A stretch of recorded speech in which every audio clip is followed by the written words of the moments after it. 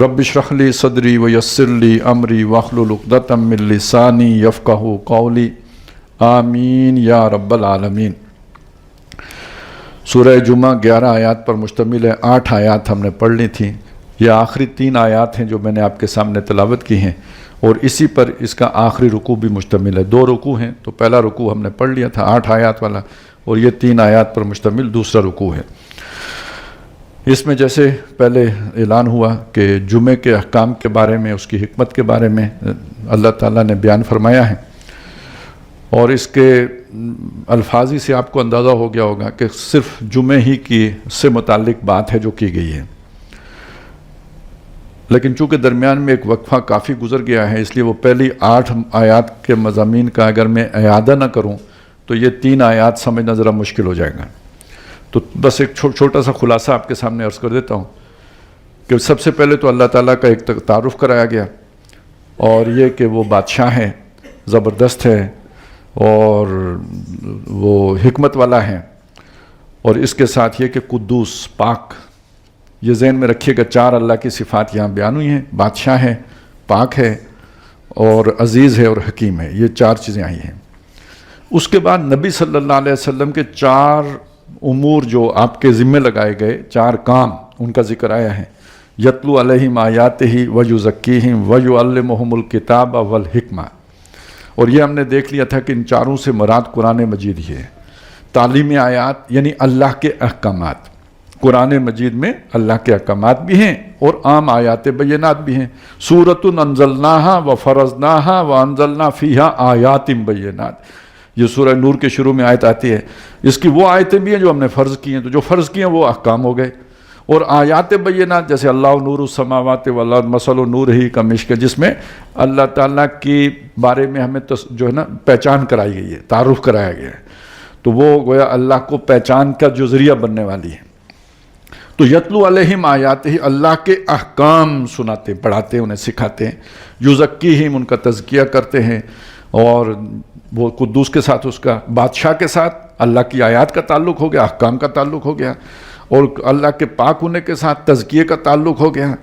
और युअल्लिमुहुमुल किताब, और ये किताब तो ख़ास तौर पर कुतिब अलैकुमुस सियाम कुतिब अलैकुमुल क़िताल, वो जो अल्लाह के अहकाम हैं उनको, उनकी तालीम देने का मतलब क्या हुआ कि अल्लाह ने तो हुक्म दे दिया नमाज़ पढ़ो, पढ़नी कैसे है मोहम्मद रसूलुल्लाह सिखा रहे हैं, और हिकमत यानी उनके फ़ायदे क्या हैं, उनकी हिकमतें क्या हैं, उनको फ़र्ज़ क्यों किया गया है, ये भी सिखाते हैं।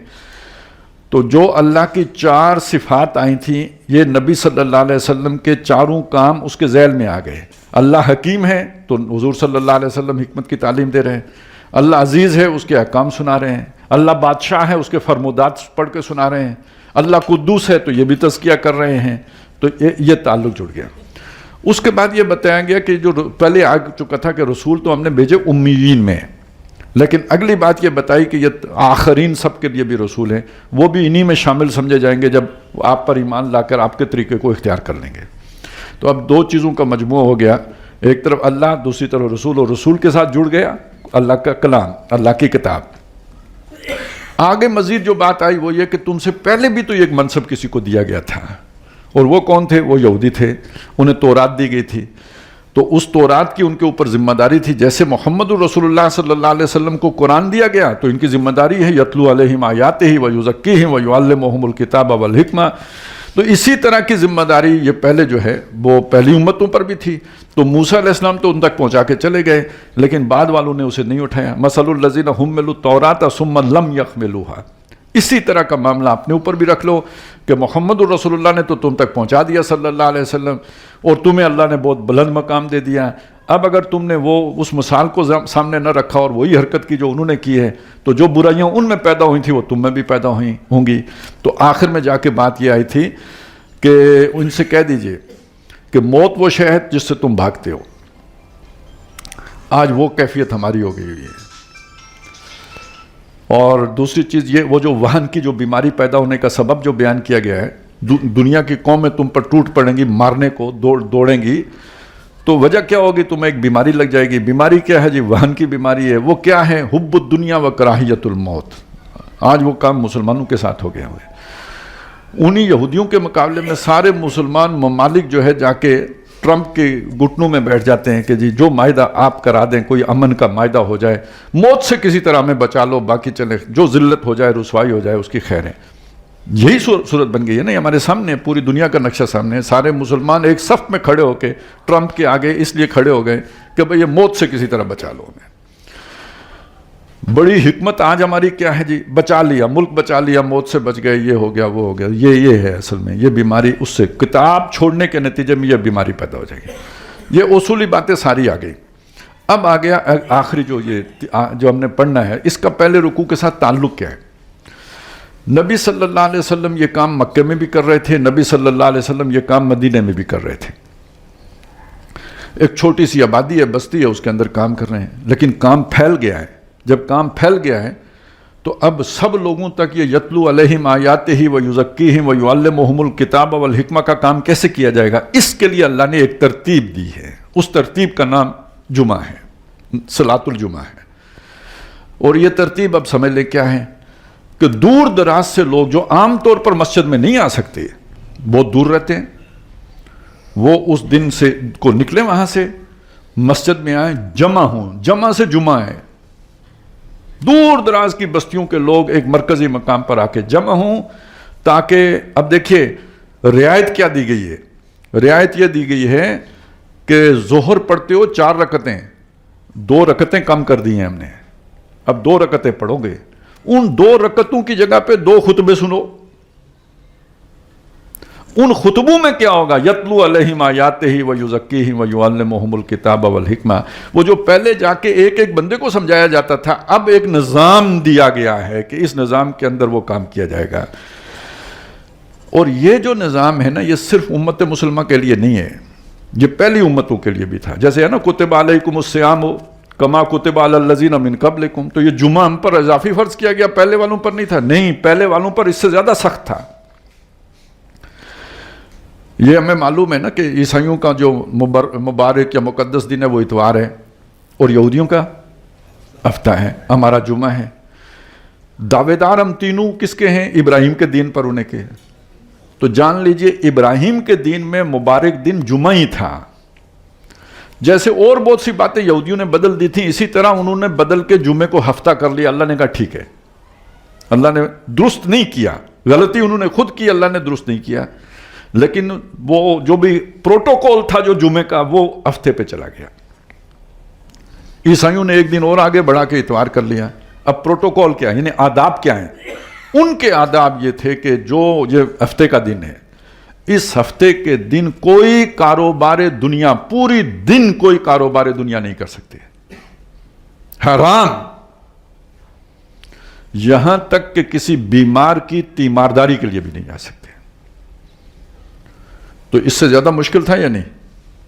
یہاں وہ بات لپیٹ کے یا چھوٹی کر کے سکیڑ کے صرف جمعے کے دن پکارے جانے نماز جو اذان ہے، اس اذان سے لے کے نماز کے ختم ہونے تک کاروبار دنیا حرام کیا گیا ہے، باقی تو آپ کو چھٹی دی گئی ہے۔ جبکہ سابقہ جو شریعتیں تھیں اس میں پوری جو مچھلیاں پکڑنے والے خنزیر بنائے گئے تھے، کیوں بنائے گئے تھے؟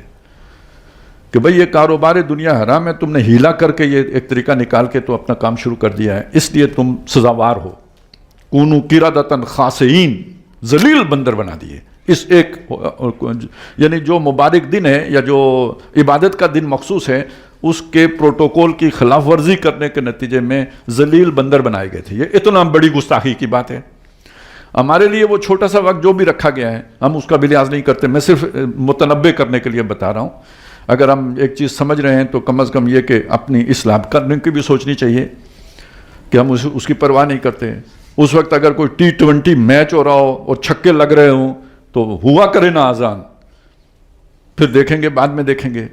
تو یہ بہرحال یہ جرم کتنا بڑا ہے، صرف اس کو یہ ذہن میں رکھیں کہ جب یہودیوں نے اس کی خلاف ورزی کی، ان کے ایک گروہ نے، ایک طبقے نے، تو ان کو اللہ تعالیٰ نے ذلیل بندر بنا دیا۔ اور خلاف ورزی براہ راست نہیں کی تھی، ہیلا کر کے کی تھی، کوئی نہ کوئی اس کے اندر جو ہے نا کور رکھ کے کی تھی۔ ایک ہوتے ہیں نا بالکل گستاخی اور بالکل ہی جو ہے نا وہ صاف انکار، ایسا نہیں کیا۔ ایک ہوتا ہے ہیلا کر کے انکار کرنا، تو وہ ہیلا کر کے کیا تھا، اس پر اللہ اتنا غصہ ہوا کہ ان کو ذلیل بندر بنا کے رکھ دیا۔ تو ایک بات تو یہ سمجھ آ گئی آپ کو کہ یہ جمعے کا ہی دن تھا ابراہیم علیہ السلام کے دین میں، یہ بعد والوں نے اس سے انحراف کیا۔ محمد الرسول اللہ صلی اللہ علیہ وسلم واپس پوری جو ہے نا اسلام پر لے کے آنے والے تھے، لہذا جمعے کے دن کو بھی آپ نے دوبارہ جاری فرمایا، وگرنہ یہ متروک ہو چکا ہوا تھا۔ ایک یہ بات ہو گئی۔ دوسرا فرق کیا ہو گیا، ان کے لیے پورے دن کاروبار دنیا حرام تھا، ہمارے لیے اللہ تعالیٰ نے ایک تھوڑا سا وقت جو نماز جمعے کا ہے، اذان سے لے کے نماز ختم ہونے تک، اس کو جو ہے نا حرام رکھا ہوا ہے، اس میں کوئی کاروباری دنیا نہیں ہو سکتا۔ اس میں ایک چھوٹا سا اختلاف ہے، پہلی اذان سے یا دوسری اذان سے، میں اس میں نہیں پڑھتا، میں صرف آپ کو یہ بات بتا رہا ہوں۔ البتہ پسندیدہ یہ ہے کہ جمعے کے دن کوئی خاص طور پہ اس کا جو پہلا حصہ ہے، فجر سے لے کے نماز جمعہ کی ادائیگی تک، کوشش کی جائے کہ کوئی کام نہ رکھا جائے سامنے، کوئی اضافی اپوائنٹمنٹ ہوتا ہے نا جی، آپ فارغ ہیں، چلیں جی آج میرا کوئی کام نہیں ہے، یہ کام کر لیں گے، تو جمعے کے دن کو اس کام کے لیے نہ رکھیں۔ اگر آپ فارغ ہیں تو اسے دین کی عبادت اور اللہ سے لو لگانے کے لیے رکھیں۔ بہت سارے کام ہیں، آپ نے صفائی کرنی ہے، جسم کی صفائی کرنی ہے، نہانا ہے، نئے کپڑے پہننے ہیں، یہ کام ہے۔ پھر یہ کہ اس دن جو ہے نا آپ نے سورہ کہف پڑھنی ہے، نبی صلی اللہ علیہ وسلم پر اضافی درود پڑھنا ہے۔ یہ جو پہلا حصہ ہے، اگر اس کو آپ اس کے لیے خالص رکھیں گے تو یہ زیادہ پسندیدہ عمل ہے۔ مجبوری ہے، کوئی کسی کو کام کیے بغیر گزارا نہیں، کام کرے گا تو شام کو کھائے گا یا بچوں کو کھلائے گا، تو گنجائش اللہ نے رکھی ہوئی ہے۔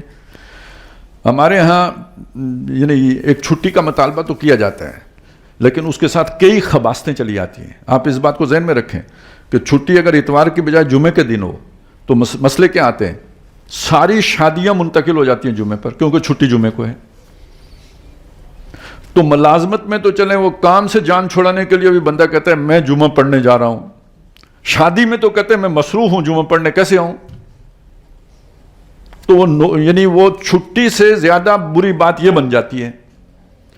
اس کے علاوہ میچ سارے جمعے کو ہو جاتے ہیں، کیونکہ لوگ چھٹی پہ ہوں گے تو میچ دیکھنے آئیں گے، لہذا پی سی بھی وہ بھی جو ہے نا میچ سارے با اہتمام بتکلف جمعے کے دن رکھے گا کہ چھٹی ہونی چاہیے۔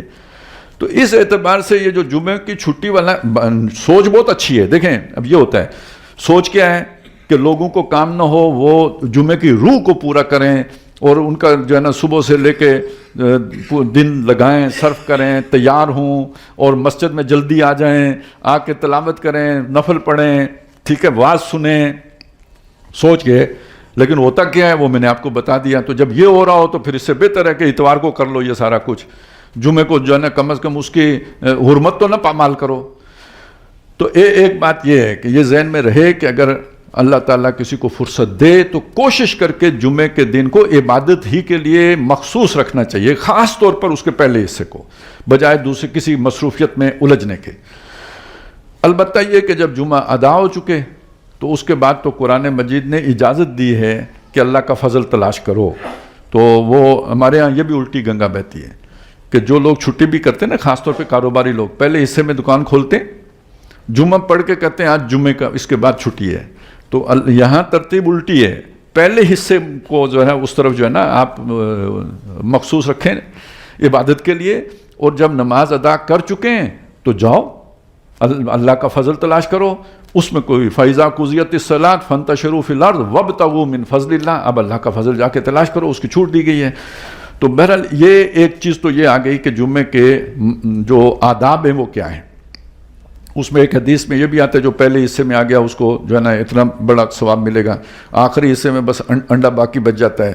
وہ جب آخری اذان ہو گئی اور امام خطبے کے لیے کھڑا ہو گیا، رجسٹر بند ہو گیا، جبریل جو بھی فرشتے موجود تھے انہوں نے رجسٹر بند کر دیا، وہ تو جب بند ہو گیا تو پھر تو کچھ ثواب نہیں لکھا جائے گا۔ کم یہاں یہ ہوگا کہ چلے نماز ادا ہو گئی، گناہ نہیں ہوا، وگرنہ یہ کہ جو آپ نے اونٹ لینا تھا وہ تو پہلے حصے میں آنے کے نتیجے میں آپ کو ملنا تھا۔ یہ ترغیب دی گئی ہے، حرام نہیں کیا گیا۔ حرام میں نے آپ کو بتایا کہ وہ جو ہے نا اس ایک خاص جو چھوٹا سا وقت ہے وہ رکھا گیا، کاروبار دنیا، تو ہمیں رعایت دی گئی ہے، سہولت دی گئی ہے، آسانی پیدا کی گئی ہے، مشکل نہیں رکھا گیا ہے۔ اب آئیں کہ اس کا مفاد کیا ہے۔ ایک مفاد میں نے آپ کو بتا دیا، وہ یہ ہے کہ جس نے آپ کو وہ بات سنانی ہے اس کے لیے آسانی ہو جائے، جس کے ذمہ تھا تذکیر۔ لیکن اس تذکیر کی ضرورت کیوں ہے؟ ہر ہفتے تذکیر، ہر ہفتے یاد دہانی، ہر ہفتے جو ہے نا وہ خطبہ سنو، کیا ضرورت ہے اس کی؟ اللہ کے احکام میں ایک دفعہ سیکھ لیے بس جاؤ. آپ کو نماز پڑھنے کا طریقہ آ گیا، کہانی ختم، جاؤ اب پڑھا کرو. آپ نے سیکھ لیے، آپ نے روزہ رکھنے کے احکام سیکھ لیے، جاؤ اب کیا کرو. یہ ہر جمعہ اس کے لیے جو ہے نا جانے کی کیا ضرورت پیش آ گئی؟ یہ بات سمجھ لیں کہ دین جو ہے نا، جب ہم دین کی بات کریں گے، اسی لیے یتلو علیہم آیاتہ ہی ہے ویزکیہم بھی ہے. تو وہ جو احکام کی تعلیم ہے وہ تو ایک دفعہ سیکھ کے بندہ سیکھ لیتا ہے. آپ نے سورہ فاتحہ یاد کر لی، یاد ہو گئی. آپ نے جان لیا کہ جی فجر کی 2 سنتیں ہیں، 2 فرض ہیں، آپ کو پتہ لگ گیا. پہلی رکعت میں یہ اس طرح پڑھتے ہیں، دوسری رکعت میں اس طرح، سب پتہ لگ گیا. ٹھیک ہے، وہ ایک دفعہ سیکھا، سیکھ گئے. لیکن جو جذبہ عمل ہے، موٹیویشن ہے، وہ جو قوت ارادی ہے کہ میں یہ کام کروں، وہ کیسے ملے گا؟ نوکری تو آپ کریں گے کیونکہ بھوک روز لگتی ہے. ادھر کھا کے فارغ ہوں گے، تھوڑی دیر کے بعد پیٹ کہے گا حل من مزید، تو وہ تو بیٹھنے نہیں دے گا. ادھر بچے ہیں، بیوی ہے، لوگ ہیں، ہر طرف سے دباؤ ہے، کچھ کرو، کرنا پڑے گا. کیے بغیر گزارا نہیں. کرنا چاہیں نہ کرنا چاہیں، یہ تو کیا ہی جاتا ہے. اس کے لیے کسی جمعے کی ضرورت نہیں، کسی نبی کی ضرورت نہیں، کسی پیغمبر کی ضرورت نہیں، کسی مبلغ مسلح کی ضرورت نہیں، سب کریں گے. بلکہ وہ تو اب زمانہ تھوڑا بدل گیا. اب کہتے ہیں پہلے پاؤں پہ کھڑا ہو لے تو اس کے بعد شادی کرائیں گے. پہلے کوئی اگر کہے نا یہ بچہ ذرا ذمہ دار نہیں ہے، کہتے شادی کرا دو، خود ذمہ بوجھ پڑے گا تو ٹھیک ہو جائے گا. پرانی حکمتیں یہ تھیں، جب وزن آئے گا بوجھ پڑے گا تو ٹھیک ہو جائے گا. تو اس کا مطلب یہ ہے کہ یہ والے تو اللہ تعالیٰ نے اندر ایسی موٹیویشن رکھ دی ہے کہ بندہ کام کرتا ہے، ٹھیک ہو جاتا ہے. لیکن نماز کی طرف نہیں آنے کے لیے تیار ہوتا، روزے کی طرف آنے، اس کے لیے کوئی زیادہ بڑا جذبہ چاہیے ہوتا ہے. وہ ایک جگہ پہ ایک پیر صاحب جو ہے نا ایک دفعہ بات کر رہے تھے، وہ کہتے ہیں یار میرے پاس لوگ آتے ہیں، آ کے کہتے ہیں استاد جی دعا کریں میں نماز پڑھوں، استاد جی دعا کریں میں حج پہ جاؤں. کسی نے آج تک مجھے یہ نہیں کہا کہ دعا کریں میں دکان کھولوں، کہ دکان خود کھول لیتے ہیں. یہ سمجھ لیں کہ ہمارے اندر اپنی دنیا کی ضرورتیں پوری کرنے کا مادہ اندر موجود ہے، اس کے لیے باہر سے کسی کو سمجھانے کی ضرورت نہیں ہے، از خود ہے. لیکن جو دین کے کام ہیں اس کی طرف آنے کے لیے جو جذبہ محرکہ، وہ تحریک کے جو عمل پر آمادہ کرے، وہ اندر موجود نہیں ہے. اور اس تحریک کا دوسرا نام ایمان ہے، یقین ہے اللہ پر، آخرت پر. اس یقین کے بغیر وہ تحریک نہیں پیدا ہوتی. نماز پڑھنے کا دنیا کا فائدہ تو نہیں ہے نا، وہ آخرت کی جواب دہی ہے جو آپ کو آمادہ کرے گی. روزہ رکھنے پر آخرت کی جواب دہی آمادہ کرے گی. اب یہ سچ اور جھوٹ کا فرق ہے. سچ بولنے سے دنیا کا نقصان ہوتا ہے، جھوٹ بولنے سے فائدہ ہوتا ہے. آپ جھوٹ بول کے زیادہ نفع کما سکتے ہیں، سچ بول کے آپ کا نقصان ہو جائے گا. دیانت امانت سے نقصان ہوتا ہے، خیانت سے لوگ جو ہے نا ارب پتی بن جاتے ہیں. دیکھ لیں آپ آگے پیچھے دیکھ لیں. تو یہ نقصان کیسے دنیا کا کوئی گوارا کرے؟ جب تک کہ آخرت کا یقین نہ ہو یہ نقصان آدمی نہیں کر سکتا. اب ایک مسئلہ یہ ذہن میں رکھیں، اور دوسرا مسئلہ یہ ذہن میں رکھیں، دنیا نقد ہے، آخرت ادھار ہے. کیا مطلب؟ آپ نے جو دنیا کے لیے محنت کی نا، وہ شام کو آپ کے ہاتھ میں ہے. آپ نے محنت کی، حلوہ پکایا، میٹھا کھایا. آپ نے جو اللہ کے لیے محنت کی اس کا کوئی نتیجہ ہی نہیں نکلا. آپ نے نمازیں پڑھی، آپ نے روزے رکھے، آپ نے ذکر کیا، آپ نے پتہ نہیں کیا کیا محنتیں کی، مشقتیں کی، کوئی پتہ ہی نہیں کدھر گئیں. اور انسان کی یہ سوچ ہوتی ہے کہ جس سے اسے فائدہ ملے وہ کرتا ہے، نتیجہ نکلتا ہے نا، وہ کام کرتا ہے آدمی. آپ نے یہ کام شروع کیا، اتنا فائدہ ہو گیا، اور کرنے کا جذبہ پیدا ہوتا ہے. ایک کام شروع کیا، اس کا کوئی نتیجہ ہی آپ کے سامنے نہیں آیا تو جذبہ ماند پڑ جاتا ہے.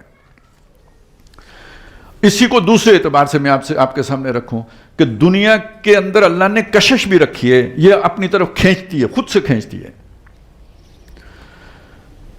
آخرت وہ اب ٹھیک ہے، اللہ نے وعدہ کیا جنت ہوگی، اس میں یہ ہوگا، سب کچھ ہوگا، لیکن کس نے دیکھا؟ اور انسانی رویہ کیا ہوتا ہے؟ نو نقد تیرا ادھار. کیا مطلب؟ اگر نقدی 9 مل رہے ہوں نا، ادھار 13 مل رہے ہوں، تو 9 لے لو، 13 چھوڑ دو. یہ انسانی سوچ ہے، اس کی سمجھ ہے.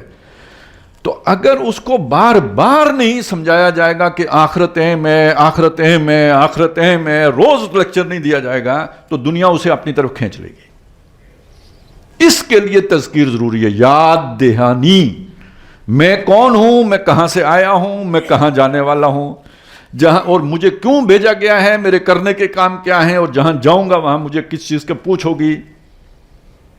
یہ ہے ذکر، یہ ہے یاد دہانی، یہ ہے تذکیر، یہ کرتے رہنے کی شے ہے، کرتے رہنے کی شے ہے، کرتے رہنے کی شے ہے، نہیں تو غفلت طاری ہو جائے گی، دنیا خود اپنی طرف کھینچ لے گی، اس طرف سے آنکھ بند ہو جائے گی، یہ آنکھ کھولنی پڑتی ہے، بار بار کھولنی پڑتی ہے۔ اب آپ کو پوری بات سمجھ میں آ جائے گی، یہ 5 وقتہ نماز کا نظام بھی اسی کام کے لیے ہے۔ جاؤ اپنے دنیا کا کام کرو، واپس آؤ اللہ کو یاد کرو۔ اقیم الصلاۃ لدلوک الشمس الی غسق اللیل وقرآن، یہ سب کیوں ہے؟ اقیم الصلاۃ لذکری، نماز قائم کرو میری یاد برقرار رکھنے کے لیے۔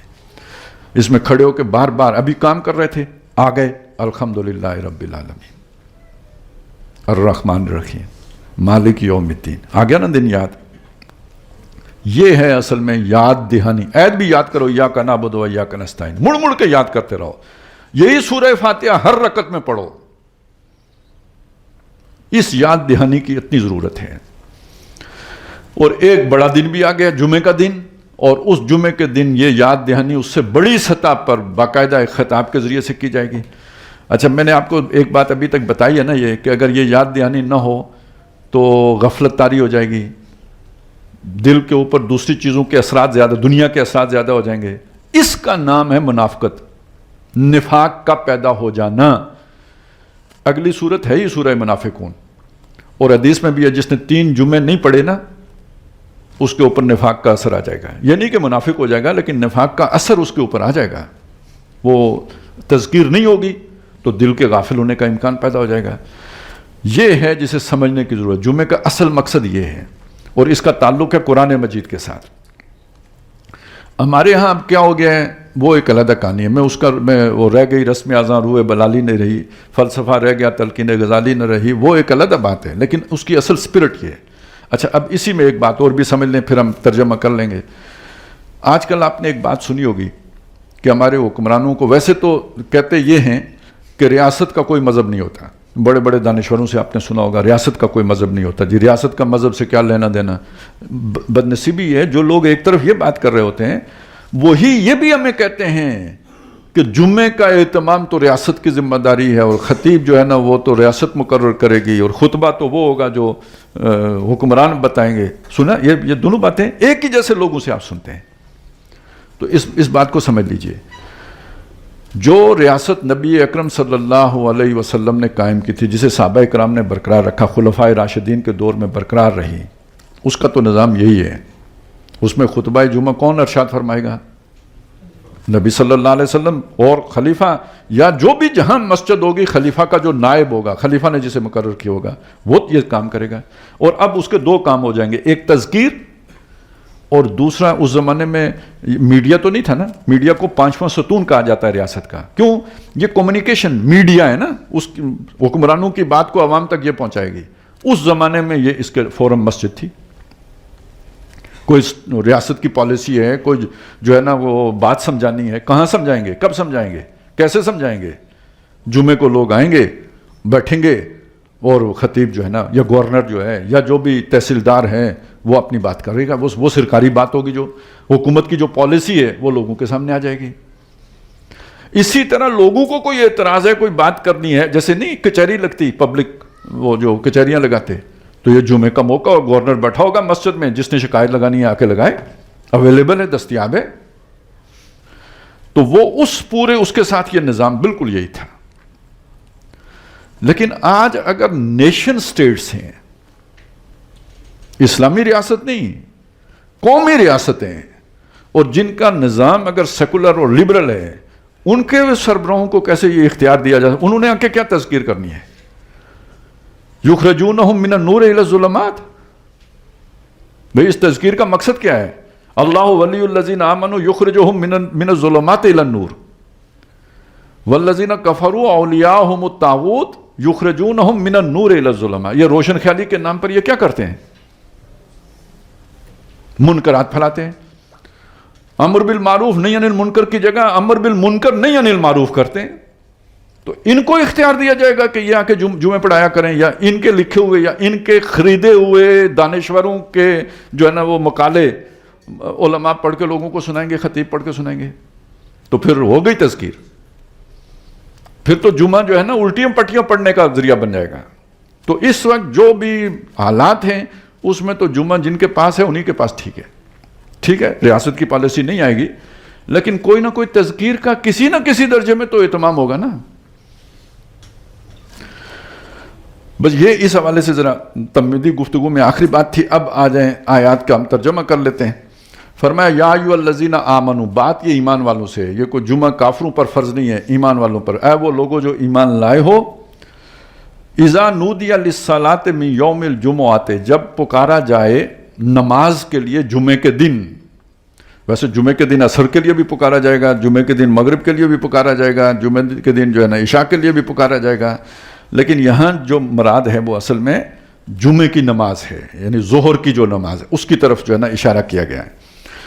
جب پکارا جائے نماز کے لیے من یوم الجمعہ، جمعہ کے دن سے، اب اسی لیے من آ گیا نا، وہ پورا دن ہے، اس میں سے ایک خاص حصہ ہے جو جمعے کے لیے مخصوص ہے۔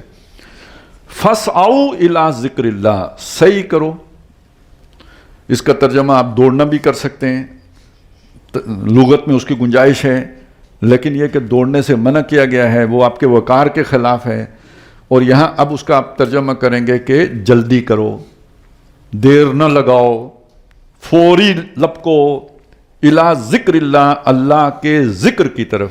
اب یہاں دیکھیں، اب جمعہ کو کیا کہا؟ پہلے تو نماز کہا، اب کیا کہا؟ اللہ کا ذکر، وہ تذکیر کا ذریعہ ہے، وہ خطبہ جو ہے نا وہ اس کے ذریعے سے تذکیر ہوتی ہے۔ اور دوسرا اس کا ایک معنی آپ یہ اللہ کا ذکر جو ہے نا، اس کا مطلب ایک یہ بھی ہو سکتا ہے اللہ کی جو پہچان کرائی جا رہی ہے، اللہ کی جو معرفت بیان ہو رہی ہے، اللہ کے جو صفات کا بیان ہو رہا ہے، اللہ کی جو توحید کا بیان ہو رہا ہے، یہ بھی سارا ذکر اللہ میں آئے گا۔ آپ اللہ کو نہیں جانتے، آپ کو اللہ پہچان کروائی جا رہی ہے، تو یہ گویا اللہ ہی کا ذکر ہے جو بلند کیا جا رہا ہے۔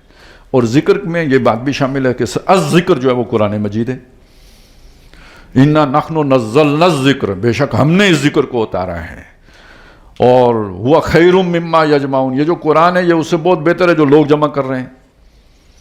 اور اسی طرح جو ہے نا، یعنی یہ جو وقت ہے اسے استعمال کر کے دنیا بھی جمع کر سکتے تھے، اس وقت کو آؤ، آ کے قرآن سیکھو، خیرکم من تعلم القرآن وعلمہ، اس کے سیکھنے میں استعمال کرو۔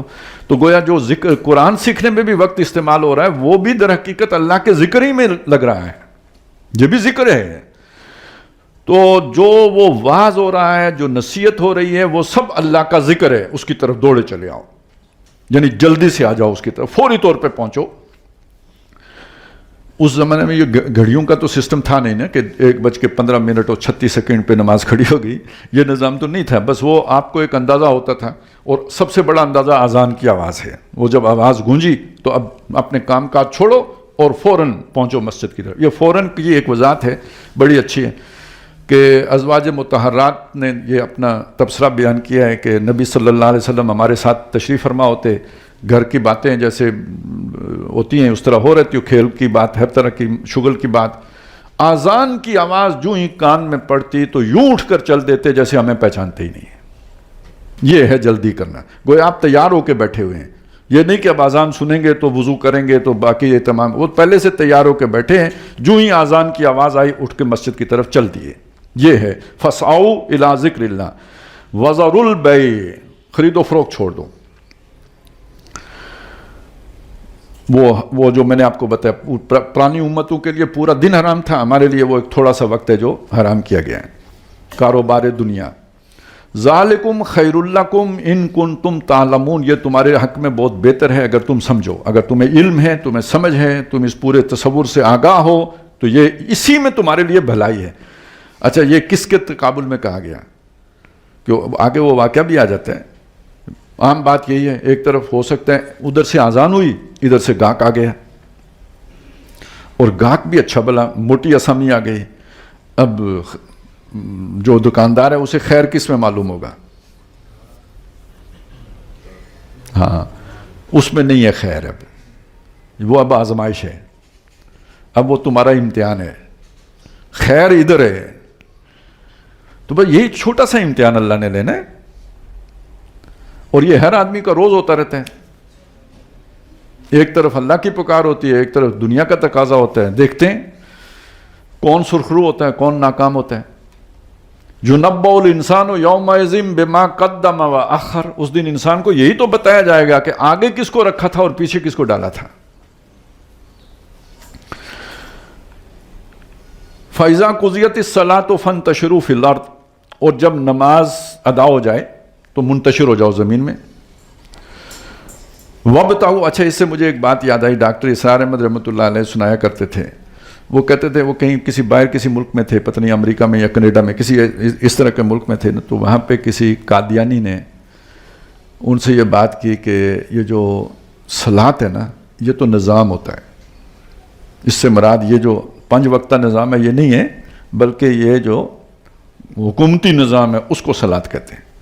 تو ڈاکٹر صاحب کہتے ہیں قدرتی اللہ کی طرف سے میرے ذہن میں یہ آیت آئی، تو میں نے اسے کہا کہ اچھا اس کا یہ مطلب ہے جب نظام قائم ہو جائے، قضیت الصلاۃ، پھر مطلب یہ ہوگا نا نظام قائم ہو گیا تو تم سب بھاگ جاؤ ملک چھوڑ کر، فانتشروا فی الارض، زمین میں منتشر ہو جاؤ. تو کہتے بالکل چپ ہو کے رہ گیا. تو یہ اصل میں یہاں دیکھیں بات بالکل واضح ہو رہی ہے، یعنی نماز کا یہی نظام ہے جو ہمیں دیا گیا ہے محمد رسول اللہ صلی اللہ علیہ وسلم کے ذریعے سے، اور تواتر امت سے جو ثابت ہے وہ یہ نظام ہے. اسی کو یہاں پہ نماز کہا گیا ہے. اور یہ جب یہ نماز ادا ہو چکے اب تم جاؤ، یعنی جدھر سے آئے تھے اپنے کاموں پہ واپس جا سکتے ہو، اپنے کام کرو جا کے. منتشر ہونے سے مطلب یہاں پہ یہی ہوگا نا کہ ایک آدمی دکاندار تھا وہ اپنی دکان پہ جائے، دوسرا جو ہے نا وہ کھیت سے آیا تھا وہ کھیت میں جائے، جو کسی جو ہے نا وہ کچہری سے آیا تھا وہ واپس کچہری میں جائے. منتشر ہو گئے، اپنے اپنے کاموں پہ چلے گئے. وَابْتَغُوا مِنْ فَضْلِ اللَّهِ، اور اللہ کا فضل تلاش کرو، متلاشی بنو اللہ کے فضل کے، یعنی یہ کہ کاروبار دنیا. یہاں اللہ کا فضل کسے کہا؟ اب دیکھیے اسی صورت میں شروع میں اللہ کی ہدایت کو فضل کہا گیا تھا، ذَلِكَ فَضْلُ اللَّهِ يُؤْتِيهِ مَن يَشَاءُ. تو وہاں فضل سے مراد کیا ہے؟ جس کو اللہ نے کتاب دی، جس پر اللہ نے ہدایت کے دروازے کھولے، اس پر اللہ کا فضل ہوا ہے. وہ اللہ اس فضل سے نوازتا ہے جس کو چاہتا ہے. اب یہاں فضل کس کو کہا؟ یہ جو دنیا کا رزق ہے، جو دنیا کے فائدے ہیں، وہ بھی کس کا فضل ہے؟ وہ بھی اللہ کا فضل ہے. لیکن ان کا تقابل کیا ہے؟ جب دونوں آمنے سامنے آ جائیں تو وہ خیرون، وہ جو فضل ہے وہ بہت بہتر ہے اس فضل سے جو اللہ نے دنیا میں دے رکھا ہے. برا یہ بھی نہیں ہے، لیکن جب تقابل کیا جائے گا تو اس سے وہ بہتر ہوگا. کیوں؟ صاف بات ہے یہ فنا ہونا ہے، جس کو بقا تو نہیں ہے، وہ ساتھ جانا ہے، وہ آخرت میں بھی کام آنا ہے، یہ یہیں پہ رہ جانا ہے. والباقیات الصالحات خیر عند ربک ثوابا وخیر عملا. اس نے باقی رہنا ہے، اس نے ختم ہونا ہے. لیکن دنیا کے فائدے کے اعتبار سے یہ بھی فضل ہے وہ بھی فضل ہے. اس کو ذہن میں رکھیں، اس کو بھی اللہ نے فضل قرار دیا. یہ اس تصور کی نفی ہو گئی کہ دنیا جو ہے نا بالکل ہی کوئی بیکار شے ہے اور یہاں کی کوئی نعمت بالکل اس کی کوئی قدر ہی نہیں ہے. نہ اس کی بھی اللہ کہتا ہے قدر کرو. لئن شکرتم لازیدنکم، اس کی قدر کرو گے مزید دوں گا. تو یہ در حقیقت دنیا کی نعمتیں بھی جو اللہ نے دی ہیں ان کو اللہ کے احکام کے تابع رہتے ہوئے اگر ان پر استعمال کیا جائے گا تو وہ خود نعمتیں ہیں. لیکن اگر وہ نعمتیں اللہ سے غافل کرنے کا باعث بن جائیں تو ذمتیں بن جائیں گی. بس یہ فرق ہے. جبکہ نیک اعمال جو ہیں وہ تو ساتھ جانے ہی ہیں، اور خاص طور پہ سب سے بڑھ کر اللہ کی معرفت، اللہ کی پہچان، اللہ سے تعلق، اللہ کی کتاب، یہ سب سے بڑا ذکر ہے اور یہ سب سے بہترین چیز ہے. وَاذْكُرُوا اللَّهَ كَثِيرًا، اور اللہ کو بکثرت یاد رکھو. اب یہ بکثرت یاد رکھنے کا کیا مطلب ہے؟ ایک مطلب تو ذکر لسانی ہو گیا، اللہ اللہ اللہ، سبحان اللہ، الحمدللہ، اللہ اکبر، یہ جتنے بھی اللہ کو مختلف ناموں سے پکارتے رہو، یہ ذکر لسانی ہے. ایک وہ ذکر ہے جو کہا گیا کھڑے بیٹھے لیٹے کرتے ہی رہو، الذین یذکرون اللہ قیاما وقعودا وعلی جنوبہم. یہ کون سا ذکر ہے؟ اسے کہتے ہیں استحضار اللہ فی القلب، اللہ کو دل میں ہر وقت حاضر رکھنا، جسے کہتے ہیں یاد رہنا. جیسے آپ گھر سے چلے ہیں، پنڈی آ گئے ہیں، لاہور چلے گئے، کراچی چلے گئے، گھر والے یاد آتے رہتے ہیں یا نہیں؟ یہ جو گھر والے یاد آتے رہتے ہیں نا، یہ بھی ذکر ہے، اور یہ ذکر قلبی ہے. اللہ یہ چاہتا ہے تم جو دنیا کے کام کرو میرے ذکر سے، یعنی دل میں میری یاد سے غافل نہ ہو، ہر وقت میری طرف متوجہ رہو، دل میری طرف لگا رہے. وہ ایک بلکہ بات کہی جاتی ہے نا کہ ہاتھ جو ہیں وہ کارول اور دل یارول.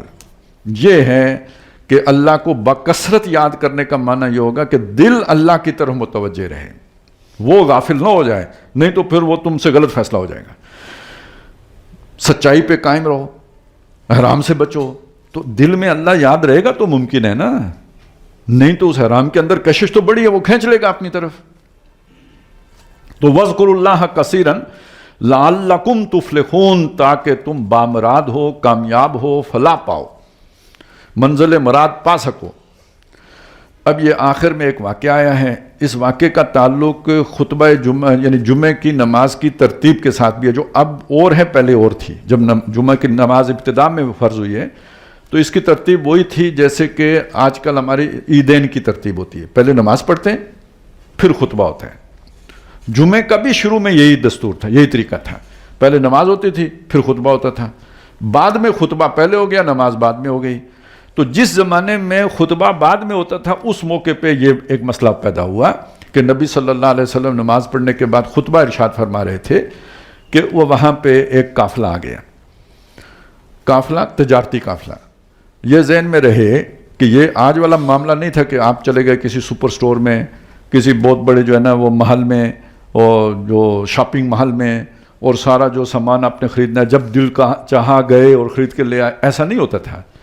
اس زمانے میں مختلف اجناس کے جو ہے نا قافلے چلتے تھے, جیسے آج کل بھی دیہات میں ہوتا ہے نا, کوئی ریڑھی والا آتا ہے, وہ بلکہ یہ کہ پنجاب کے دیہات میں تو مسجد میں اعلان ہوتا ہے پیاز والا آیا ہے اور پیاز لے جاؤ, ٹھیک ہے جی, وہ شلجم والا آیا ہوا ہے شلجم لے جاؤ. تو یہ پہلے جو ہے نا اسی طرح قافلے آتے تھے, ان کے پاس سامان تجارت ہوتا تھا.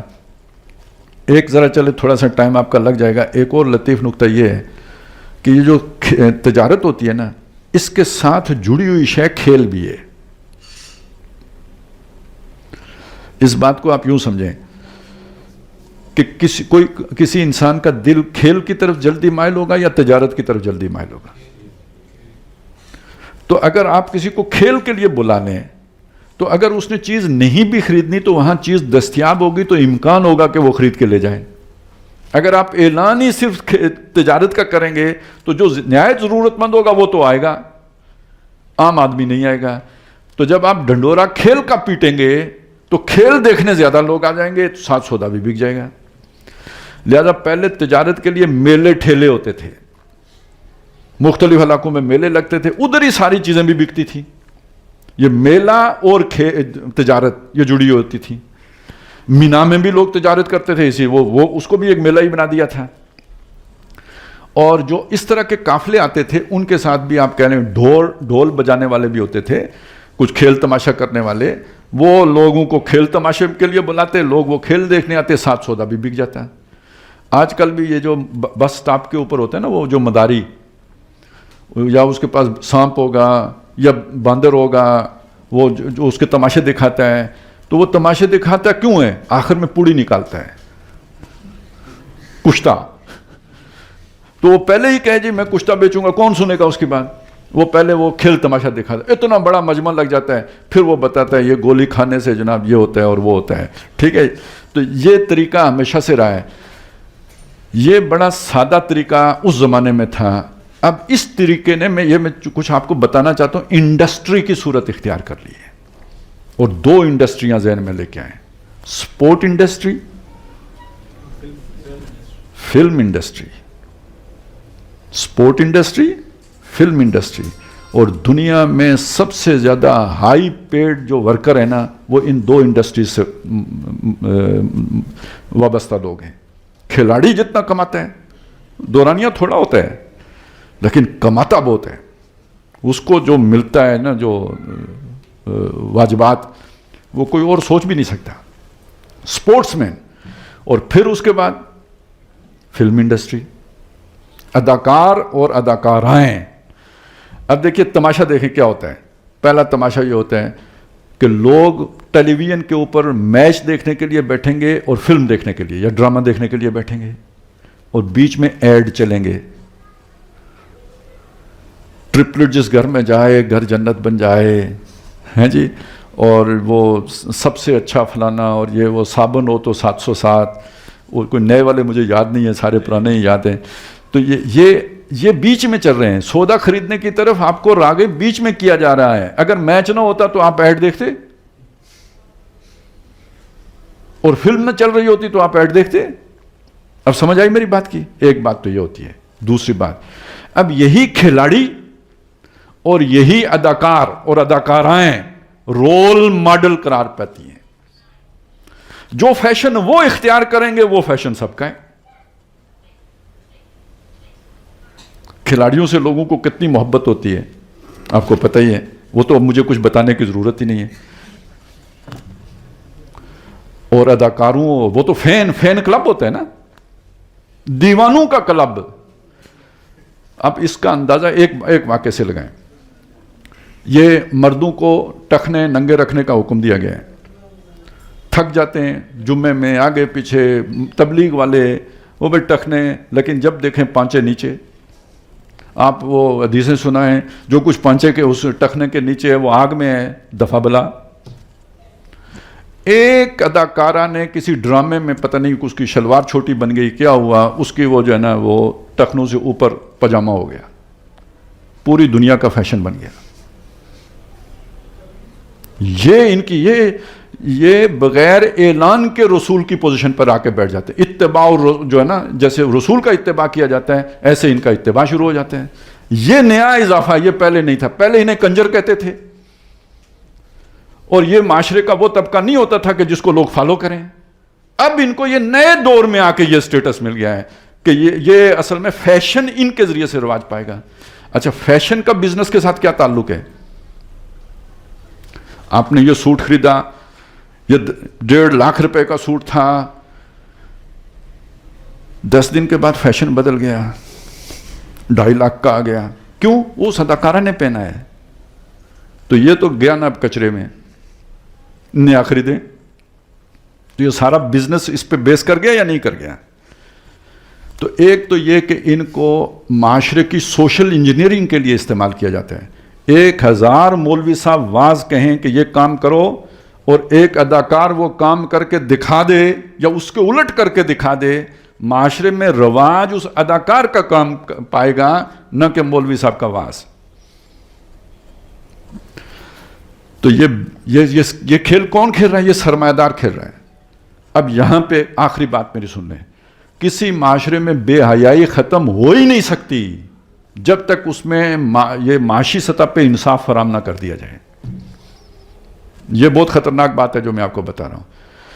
جب ارج پیدا ہو جائے گی، یہ آپ نے فیشن یہ بتایا نا، یہ چیز گھر ایسا ہوتا ہے، اس میں سامان یہ ہوتا ہے. اب عام آدمی تو یہ نہیں پرووائڈ کر سکتا. خواہش اندر پیدا ہو گئی. اب یہ جب خواہش پیدا، آگ لگ گئی اندر کہ یہ سارا کچھ میرے پاس بھی ہونا چاہیے. اب اس کو حاصل کرنے کے لیے عورتیں بھی نوکری کریں، مرد بھی نوکری کریں، پیسے کماؤ جس طرح مرضی کماؤ، عزتی بیچنی پڑ جائے. نہیں بیچتے لوگ.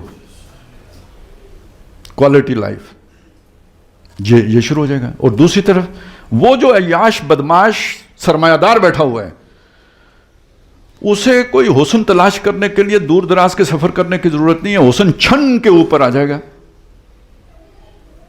تو یہ تو اس کی ضرورت. وہ پہلے لونڈیاں رکھتے تھے اور آج کل وہ بہت بدنام ہو گئی ہیں. اب یہ سارا یہ دھندا ہے.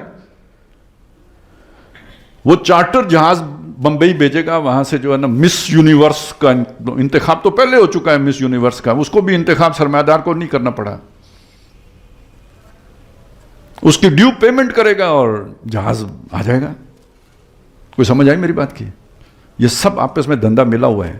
بزنس اور بزنس کے ساتھ کھیل، اور کھیل کے ساتھ پھر یہ ساری بدماشی. اور کھیل کے 2 حصے، فلم انڈسٹری اور سپورٹ انڈسٹری. اب آپ یاد کریں نضر بن حارث کو، سورہ لقمان کے پہلے رکوع میں اس کا ذکر آتا ہے. اس نے کہا تھا اس قرآن سے لوگوں کو دور کرنے کے لیے جو ہے نا اس نے وہ لہو الحدیث خریدی. قرآن کہتا ہے وہ کیا تھا؟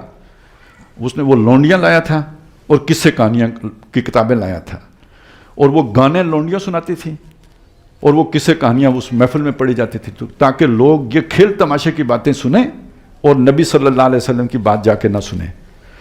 آج کے نزار ابن حارثین نے مجھے بتائیں نا یہ سارا کر لیا، اچیو کر لیا یا نہیں کر لیا؟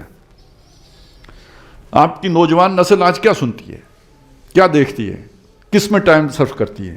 یہ ہے وہ ساری بات. اور وہ پہلے زمانے میں کوٹھا ہوتا تھا، پھر وہ کوٹھے نے سینمے کی صورت اختیار کی، پھر ٹیلی ویژن کی صورت اختیار کی. وہ تو چلیں ڈبہ گھر میں رکھا ہوتا تھا، اور اب یہ ہے کہ ہر ایک کی جیب میں آ گیا.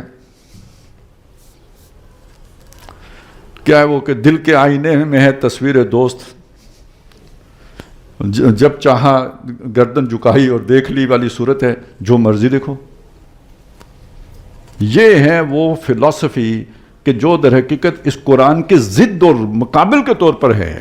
یہ سوشل انجینئرنگ کا ذریعہ ہے، نئے ٹرینڈ سیٹ کرنے کا ذریعہ ہے، یہ امر بالمنکر کا ذریعہ ہے، اور نہی عن المعروف کا ذریعہ ہے. یہ کوئی معمولی بات نہیں ہے کہنے کو کھیل ہے جی ہم کرکٹ دیکھ رہے ہیں، لیکن یہ کرکٹ صرف کرکٹ نہیں ہے. ان کو اگر داڑیاں بھی رکھوائی گئی ان کو خود نہیں پتا ہوگا، لیکن ان کو یہ جواز فراہم کرنے کے لیے کہ نمازیں پڑھتے ہیں، لیکن ان نمازوں کے پیچھے جو فلسفہ ہے وہ یہ ہے جو میں نے آپ کے سامنے رکھا ہے. یہی تو دجل ہوتا ہے، یہی تو فریب ہوتا ہے. تو اظہار وہاں یہ ہوا تھا کہ وہ جو لوگ تھے نبی صلی اللہ علیہ وسلم کو خطبہ چھوڑ کے، جو بھی واقعہ ہو گیا ہمیں سمجھانے کے لیے ہوا. اذا راؤ تجارتن او لہوا، جب انہوں نے تجارت اور کھیل دیکھا، انفضوا الیہا، اس کی طرف دوڑ گئے. وترکوا کا قائمہ، اے نبی آپ کو کھڑا چھوڑ گئے. آج ساری مسجدیں خالی پڑی ہوتی ہیں جمعے میں، یا تجارت ہو رہی ہوتی ہے، یا کاروبار دنیا، یا کھیل تماشے، اس میں لوگ لگے ہوتے ہیں. اور آخر میں کیا بات سمجھائی؟ جو کچھ اللہ کے پاس ہے نا وہ بہت بہتر ہے. یہ کھیل تماشے ادھر ہی ختم ہو جائیں گے. یہ وقتی لذت ہے، اور اصل وہ ہے جو اللہ کے پاس ہے. تو کوشش تو اس کی کرو، محنت تو اس کی ہونی چاہیے، جدوجہد تو اس کی ہونی چاہیے. زور ادھر، وہ چڑھائی ہے چڑھ جاؤ، نہیں تو آخرت کی چڑھائی چڑھنی پڑے گی دوزخ میں. دو چڑھائیوں میں سے ایک چڑھائی کا انتخاب کر لو. یہ اعمال صالحہ کی چڑھائی ہے، دنیا میں چڑھ لو، اور اگر نہیں چڑھ سکے تو آخرت میں پھر اس کھائی، گہری کھائی کی چڑھائی ہے وہ چڑھنی پڑے گی، اور چڑھ چڑھ کے مڑ کے گرنا پڑے گا اسی کے اندر. کلما ارادوا ان یخرجوا منها اعیدوا فیها، پھر اسی میں لوٹا دیے جائیں گے. تو اللہ تعالیٰ جو ہے نا ہمیں یہ یعنی سمجھنا آج بہت مشکل ہے. تعلیم، ایجوکیشن، ہر شے الٹی پٹی پڑھا رہی ہے. لیکن یہ کہ دیکھیں قرآن مجید کی طرف اگر ہمارا دھیان ہو تو ہمیں اس اندھیرے میں بھی رہنمائی فراہم کرتا ہے، روشنی دیتا ہے، آنکھیں کھولتا ہے. اور وہ یہ بات ہے کہ اللہ کی کتاب کی طرف آئیں گے تو روشنی ملے گی، نہیں تو باقی تو اندھیرے ہیں جو اپنی طرف بڑے اچھے ناموں کے ساتھ ہیں. زخرف القول غرورا، باتیں بڑی دل فریب ہوں گی، بیچ میں سوائے دھوکے کے کچھ بھی نہیں ہوگا. تو اللہ تعالی ہمیں فہم عطا فرمائیں، دین کی سمجھ عطا فرمائیں، اس پر عمل کرنے کی توفیق عطا فرمائیں. بارک اللہ لی و لکم فی القرآن العظیم و نفعنی و ایاکم بالآیات والذکر الحکیم.